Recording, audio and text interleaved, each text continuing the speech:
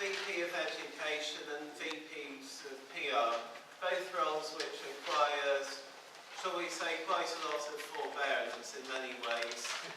I remember when I was covering the VPE role at my original Toastmasters Club, I found myself sitting up late in front of my computer night after night trying to work together a workable solution, thinking, well, so-and-so, I can call them in for a last minute speech, so-and-so I can't do that because I know they don't have enough experience or the confidence to do it. All those sorts of parameters you've got to work with when you're a VPE. The thing I find is most important to keep in mind when one is a VPE, one has to be, shall we say, a little strict with club members. The primary problem I find in the VPE role, when I covered it, I found that people would come out with all sorts of silly reasons for pulling out at the last minute. And your job as VPE is to balance things. You've got to be firm with people so that you don't have people, because as a VPE, it's your job to ultimately put together the programme to get it working on the night. Obviously, you do this with the help of the chairperson or toastmaster, whichever the role's known as in your club.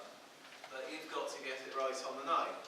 So, the primary thing you've got to balance is how to be strict with people, but how to be diplomatic as well. Because, for instance, when I was covering the VPE role, I got the reserve speaker by email saying, so-and-so's pulled out tonight, can you step in and give a speech? And the response I got back was, I'm sorry, I found out my friend's just died, so I don't really feel like speaking this evening.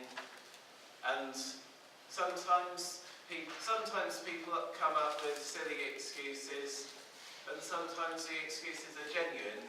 Your job is to work out which is which. You've got to find a balance. You've got to be firm with the people who are making silly excuses, and you've got to be gentle with the people who do have real ones. There are various policies you can work with as a VPE. You might say something along the lines of, okay, you pulled out the last minute, I'm not putting you on the programme until you help me out at the last minute.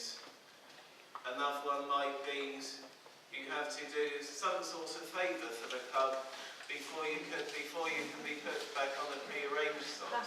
You might have a rule that says two last-minute rolls, and then you'll be in good standing for normal bookings again. It's all up to you. It's all up to you as VPE. You've got to find a balance that keeps people happy, but at the same time that keeps things ticking over. Because if you don't do it, you can very easily end up late at night, sat in front of your computer, as indeed I was all too often. It was partly because my computer was slow, but that wasn't the fault of anyone in the Toastmasters Club. It was my fault for not buying a faster one to go through the Access database with. And that brings me on to my next point. It's about how you choose to manage things. As you know, that we have the tool, the online tool, for running the system as VPE, and I strongly encourage you to go online and learn the ropes for how to use it with D71, because if we can get to a stage where everyone knows how to use it, then we've got cross-compatibility between clubs. People can look into roles, say as a general evaluator for an external club, and if everyone's on D71 and they're running their meetings by D71, we've got cross-communication, everyone knows how it works, and that's fine. When I first started at my first Toastmasters Club, it was done on paper. Nothing wrong with any method, so long as whatever happens, you make the meetings run as they should. You might do it on paper, you might do it electronically, but whatever happens, make sure you've got a master copy, so that there's never any confusion about what's going on. And all in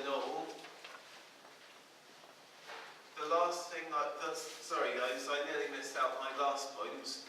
The last point I'd like to cover is when you're the VPE, make sure you get to know the members of the club, because it may be that somebody asks to do a role and you know that they're not experienced enough to do that role. For instance, I would not recommend giving the general evaluator role to a new member of the club, but on the other hand, conversely, you might get to know everyone in the club, and then you might think, actually that person has a lot of experience, and I've seen this person give lots of impromptu speeches, and I genuinely believe that they could get up and do this with very little preparation. It's all to do with how you get to know everyone in your club, and I strongly recommend you do it. So, as I say, three main points that I've covered tonight. Firstly, the balance between strictness and compassion when running the schedule regarding people pulling out, and secondly, a sound system for running the system, and thirdly, getting to know the people in your clubs. And now on to the VPPR. This can take forms many different